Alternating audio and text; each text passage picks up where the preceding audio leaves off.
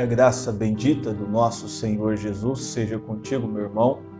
No amanhecer desta segunda-feira, nós vamos hoje para a leitura aqui em São Mateus, capítulo 12, versículos 22 ao 26.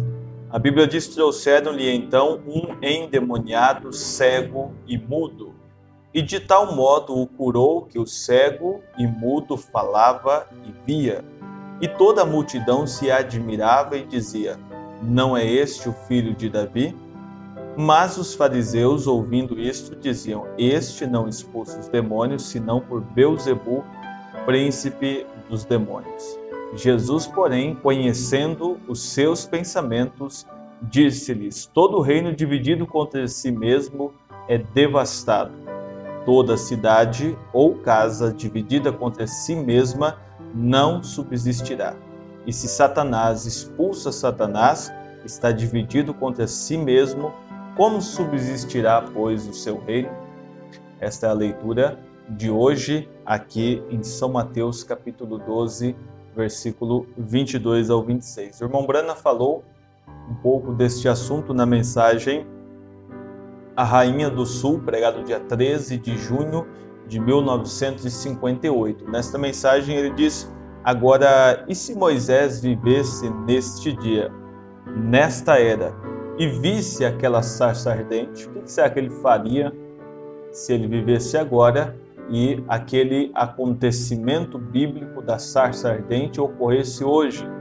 Ele diz: ora, muitos diriam, alguém diria, espere um minuto, vou esperar até que este fogo se apague, irei lá e apanharei algumas folhas e levarei ao laboratório e pesquisarei para ver que tipo de química elas têm que não se consome. Se ele pensasse assim, não teria resultado algum. O que faria? Ele se sentaria e começaria a conversar com elas, mas não teria resposta alguma. Somente ele falaria. E quando o verdadeiro sentimento começa a mover em você e reconheces que és um pecador e que está errado, apenas vá e fale com ele e verás o que acontece. É assim comigo, com você, com todos nós.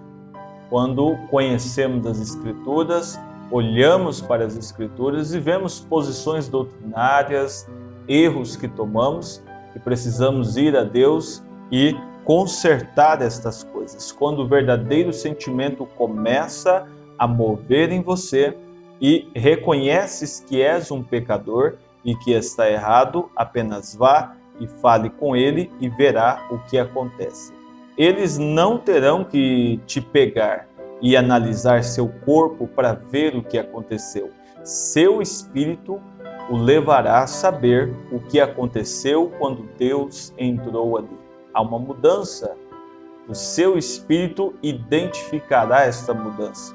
Deus, em todas as eras, tem tido dons e os trazido às pessoas. E ele sempre fez a si mesmo conhecido em todas as eras,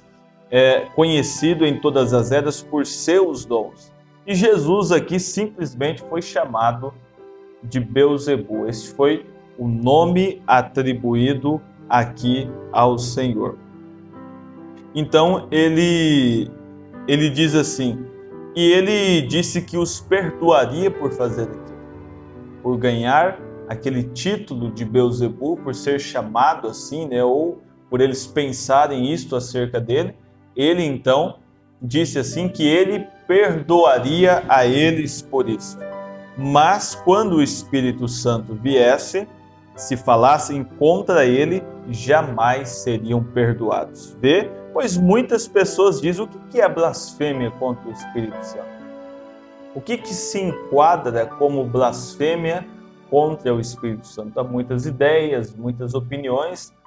A própria mãe do irmão Brana tinha uma opinião assim, bem, vamos dizer, fora, né? Não era aquilo que significa uma blasfêmia contra o Espírito Santo, mas ela carregava aquilo como sendo uma verdade. Ele diz: olha, minha velha mãe sulista costumava me dizer que era quando uma mulher tivesse um caso de aborto, que é um caso quando é conceitual, quando ela quer fazer aquilo, né, pelos motivos que estamos vendo a sociedade aí aplicar hoje, simplesmente por não querer um filho, simplesmente criança saudável e ela abrindo mão desta criança, da vida desta criança, isso por si só é um crime, né? Por si só é um grande pecado que esta pessoa está a cometer. Mas ele diz, minha velha mãe sulista costumava me dizer que quando uma mulher tivesse um caso de aborto e ela estava tirando uma vida que ela não pudesse mais restaurar. Era o melhor que ela sabia, mas não é isso. A blasfêmia contra o Espírito Santo é chamar a operação do Espírito de algo sujo ou mau. Jesus disse, pois dizem, ele tem o Espírito mau. E chamam o Espírito Santo em operação de algo mau, chamar o Espírito Santo, que está em operação, está curando, está salvando, está libertando, restaurando vidas, trazendo de volta a palavra original. Toda a operação do Espírito Santo, quando você vai contra esta operação, chamam o Espírito Santo de algo mau, isso é imperdoável. Isso é imperdoável. Não há nada no mundo, em qualquer tempo ou lugar, que pudesse te perdoar por causa disso, por falar uma palavra contra a operação do Espírito Santo. Lembre-se, quero te mostrar quão claro é isto. Agora, os fariseus não disseram diretamente a ele, tu és Beelzebul, mas pensaram, e Jesus conhecia seus pensamentos. Leiam em São Mateus capítulo 12 e veja, não está certo, eles pensavam que ele era Beelzebul. E Jesus conhecia seus pensamentos, e eles pensavam que ele era um adivinho. E então ele disse, eu vos perdoo. Vê, seus pensamentos nos céus falam mais alto do que suas palavras na terra. É uma reflexão boa para nós, né? Tomarmos aqui. Vou voltar um pouquinho. Ele diz, Jesus conhecia seus pensamentos.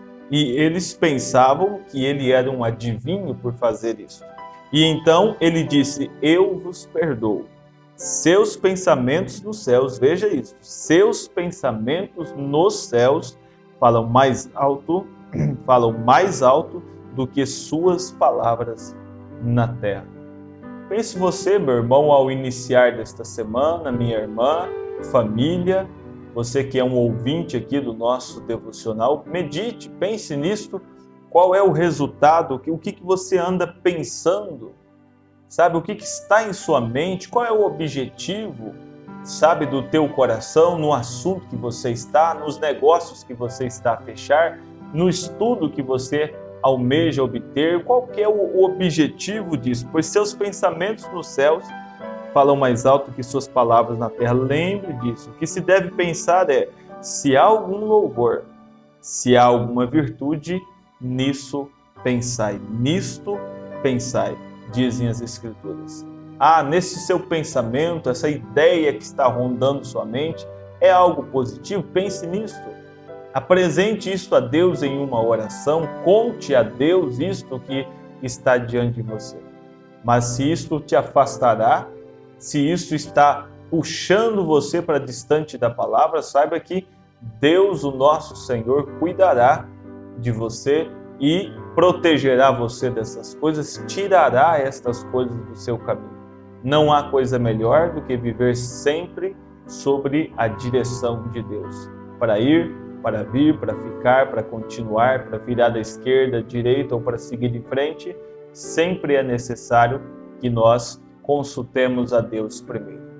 Vamos orar. Amado e eterno Deus, estamos iniciando mais esta semana pedindo, clamando, orando a Ti, que o Teu Espírito Santo nos ajude, Senhor. Pai, ajude-nos nesses dias que temos pela frente, dando-nos equilíbrio, controle, paciência, Senhor. Ajude-nos, ó Pai. O Senhor é realmente a força da nossa vida. O Senhor é o refrigério, ó Pai, que a nossa alma tanto precisa. E assim sendo, eu clamo, ó Pai. Eu peço a Tua ajuda. Eu peço que o Senhor, Pai, entre em cena na vida de cada um que ouve este devocional, curando a muitos enfermos, muitos doentes. Que o Senhor possa curar, libertar e dar, Senhor, a estas famílias uma semana maravilhosa. Este é o meu desejo, a minha oração, em nome de Jesus Cristo. Amém, Senhor. Amém.